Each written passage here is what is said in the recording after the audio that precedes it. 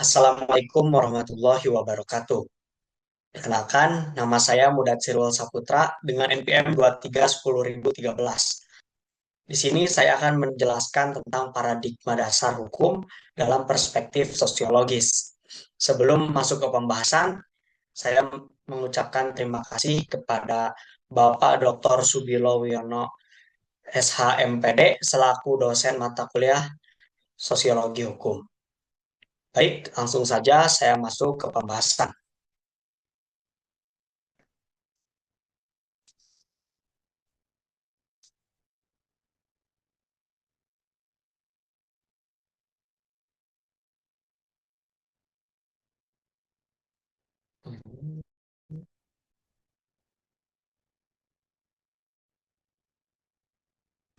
Baik, di sini ada paradigma dasar hukum dalam perspektif sosiologis. Pengertian paradigma hukum, yaitu atau pandangan dasar atau asumsi-asumsi dasar dan dipercaya untuk menetapkan sudut pandang semua gejala yang ditelaah atau dengan istilah lain paradigma. Paradigma sebagai pandangan mendasar terhadap semua hal yang menjadi akar masalah. Contoh paradigma sendiri ada tiga. Yang pertama yaitu ada fakta sosial, lalu ada definisi sosial, dan perilaku sosial. Selanjutnya di sini ada paradigma fakta sosial. Paradigma fakta sosial membahas dan membicarakan mengenai batasan manusia yang mau atau tidak mau harus ditaati guna mewujudkan sebuah tatanan kehidupan bermasyarakat agar lebih teratur dan aman. Misalnya, ketika pengguna jalan bertemu lampu merah, maka suka tidak suka harus berhenti. Dan ketika lampu hijau, harus segera jalan. Hal ini merupakan fakta sosial. Lalu yang kedua ada paradigma definisi sosial. Paradigma definisi sosial membahas dan membicarakan perilaku perorangan aktif yang sanggup membuat kenyataan sosial sendiri. Misalnya, ketika seseorang melakukan aktivitas sosial dan memiliki tujuan serta mampu membuat atau membentuk sebuah realitas sosial tersendiri. Contohnya, membuang sampah pada tempatnya. Lalu yang ketiga ada paradigma perilaku sosial. Paradigma perilaku sosial fokus membahas dan membicarakan sebuah penghargaan tertentu bagi siapa yang mentaati dan mendapatkan hukuman bagi pelanggarnya. Contoh nyata, rakyat dan bangsa Indonesia menjadikan Pancasila sebagai paradigma, berarti menjadikannya sebagai acuan atau landasan dalam pergaulan dan hidup bermasyarakat, berbangsa, dan bernegara. Lalu di sini ada fungsi dan tujuan dari paradigma. Fungsi paradigma adalah untuk menjadi dasar atau pedoman bagi seseorang dalam berintegrasi dengan lingkungan masyarakatnya. Tujuan paradigma adalah menjadikan atau menciptakan pola pemikiran untuk melibatkan diri dan berbaur dalam bermacam masalah masyarakat di sekitarnya. Dengan demikian, sebenarnya paradigma sama dengan sudut pandang atau perspektif orang dalam membahas dan membicarakan suatu masalah tertentu didasarkan dari ilmu dan pengetahuan yang dimiliki dan dikuasainya.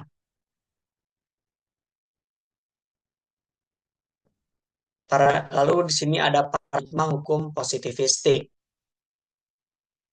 Paradigma hukum positivistik menurut Prasetyo Teguh dan Halim Barkatullah Abdul, bidang ilmu hukum saat ini lebih dominan menggunakan perspektif paradigma positivistik, di mana menganggap hukum adalah sesuatu yang mempunyai keberadaan unik dan berbeda walaupun tidak dalam bentuk fisik atau entitas, atau abstraksi dan sanggup memenuhi diri sendiri, memiliki hubungan dan leluasa untuk memberikan penilaian. Paradigma positivistik melahirkan teori hukum murni dari Hans Kelsen berisikan konsep-konsep dan norma-norma hukum positif. pandangan atau hukum sebagai entitas yang unik dan berbeda, dan berfokus ketentuan hukum yang positif yang berlaku. Selanjutnya ada paradigma hukum konstruktivistik, yaitu pandangan hukum sebagai sesuatu yang plural dan fleksibel. Paradigma hukum konstruktivistik, hukum dipandang sifat plural atau beraneka ragam dan fleksibel. Hukum bersifat jamak atau plural, tidak tunggal atau singular. Kenapa disebut demikian? Karena hukum dapat diperlihatkan dan dirasakan berdasarkan gambar, tanda, lisan, dan tulisan. Hukum bersifat fleksibel berarti hukum bisa dibuat atau dibentuk disesuaikan situasi dan keadaan manusia itu sendiri. Dinamisnya hukum mengakibatkan hukum tumbuh dan berkembang sesuai dengan kemajuan peradaban dan kebudayaan manusia. Hukum selalu dapat beradaptasi dengan manusia. Hukum dari masa ke masa selalu berubah-ubah. Paradigma hukum konstruktivistik melahirkan teori-teori hukum bersifat empiris seperti teori sosiologikal, jurisprudence, dan Roscoe-Pound. Teori realistik jurisprudence atau legal realism dari Carl Lewin dan Jerome Frank. Teori critical legal studies dari Roberto Junger.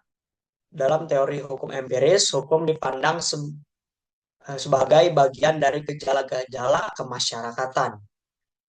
Perubahan dapat dibentuk dan diubah sesuai situasi dan keadaan manusia. Lalu ada paradigma hukum dalam perspektif sosiologis atau pandangan hukum sebagai bagian yang tidak terpisahkan dari masyarakat. Paradigma hukum dalam perspektif sosiologis memandang hukum yang ada di masyarakat secara nalar atau logika hukum dan nilai-nilai hukum yang dan berlakunya hukum di masyarakat. Hukum dipandang sebagai bagian yang tidak terpisahkan dan satu kesatuan yang saling mempengaruhi satu sama lainnya. Lalu fungsinya untuk menciptakan keadilan dan kepastian hukum bagi semua masyarakat. Selanjutnya ada teori sosiologis tentang berlakunya hukum di Indonesia. Yang pertama ada teori keadilan bermartabat. Teori keadilan bermartabat dan Pancasila menurut Teguh Prasetyo yaitu teori dasar atau grand teori. Teori keadilan bermartabat berangkat pernyataan berupa asumsi yang secara sendirinya dalam konteks sistem logika, pernyataan sesuatu yang benar tanpa sendirinya membuktikan sesuatu secara logis untuk kebenarannya dan digunakan untuk logis. Dan digunakan untuk menurunkan pernyataan lain dalam konteks sistem analisis logis. Pernyataan yang diakui atau ditentukan terlebih dahulu sehingga dapat dilaksanakan secara sistematis. Lalu yang kedua ada teori keadilan Pancasila.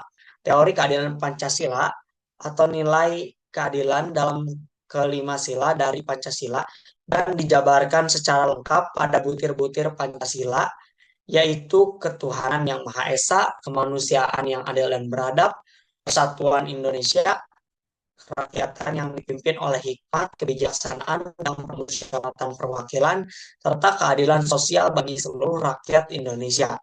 Kelima sila tersebut tidak dapat dipisahkan dan memiliki keterkaitan antar silanya. Dengan demikian, dalam perspektif Pancasila, keadilan merupakan perwujudan semua nilai yang ada pada butir-butir Pancasila. Selanjutnya ada sistem hukum menurut Lawrence M. Friedman. Yang pertama ada struktur hukum. Struktur hukum yaitu keseluruhan institusi hukum baik lembaga pemerintahan maupun lembaga penegak hukum seperti kepolisian, kejaksaan, pengadilan.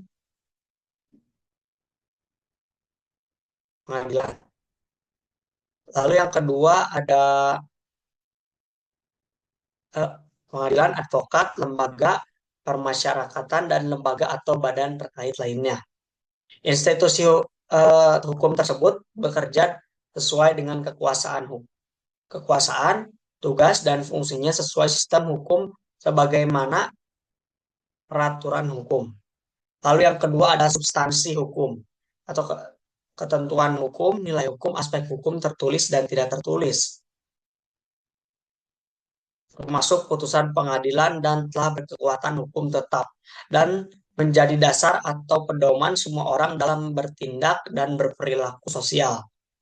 Lalu yang ketiga ada budaya hukum atau reaksi masyarakat terhadap perbuatan hukum berupa pola pengetahuan, sikap, dan perilaku sekelompok masyarakat terhadap sistem hukum. Budaya hukum dan bertujuan menciptakan keteraturan dan ketertiban dengan kedisiplinan bertindak sesuai ketentuan hukum. Selanjutnya di sini ada rule breaking atau terobosan hukum menurut Sajito Harjo. Yang pertama ada kecerdasan spiritual. Kecerdasan spiritual digunakan agar tegak kembali dari keterbelakangan hukum, yaitu harus berani mencari ide atau konsep hukum baru atau rule breaking. Tidak dengan hukum peninggalan penjajahan atau hukum lama dan tradisional yang tidak sesuai dengan nilai-nilai masyarakat dan bertentangan dengan rasa keadilan bermasyarakat. Lalu yang kedua ada arti mendalam. Menemukan arti mendalam untuk menentukan tolak ukur baru dengan melaksanakan peraturan hukum di masyarakat sesuai dengan cita-cita luhur dan hati nurani masyarakat. Lalu yang ketiga ada hati nurani.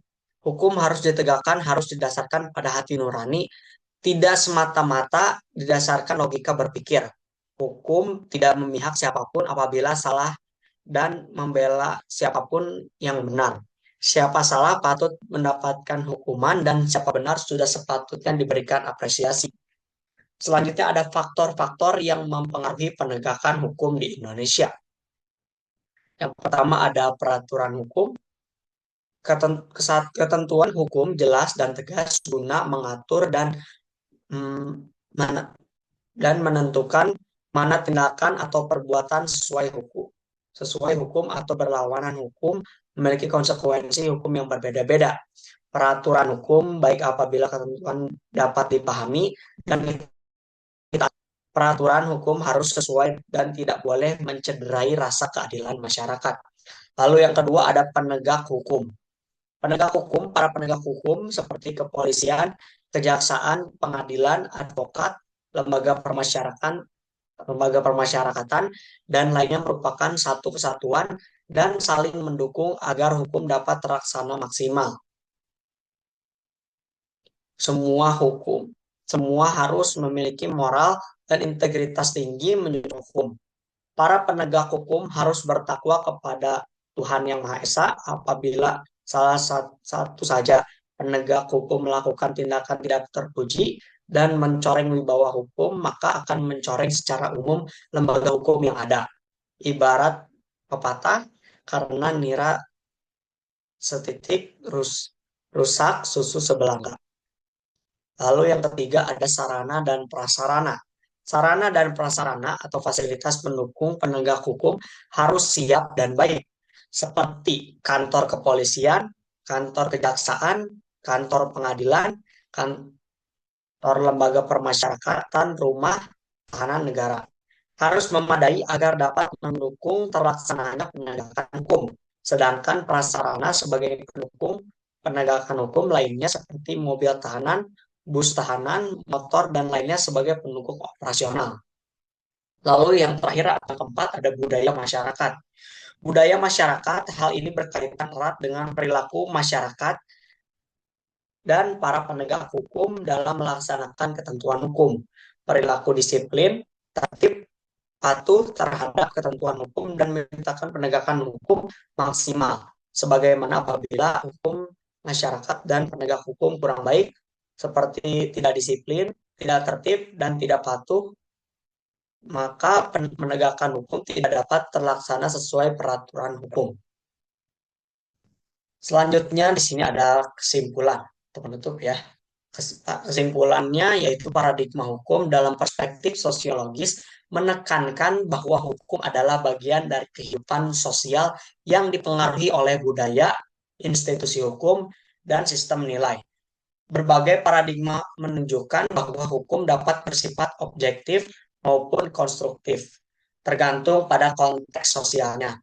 Teori keadilan dan sistem hukum menurut Lawrence M. Friedman menyoroti pentingnya keseimbangan antara struktur, substansi, dan budaya hukum agar hukum dapat ditegakkan secara efektif.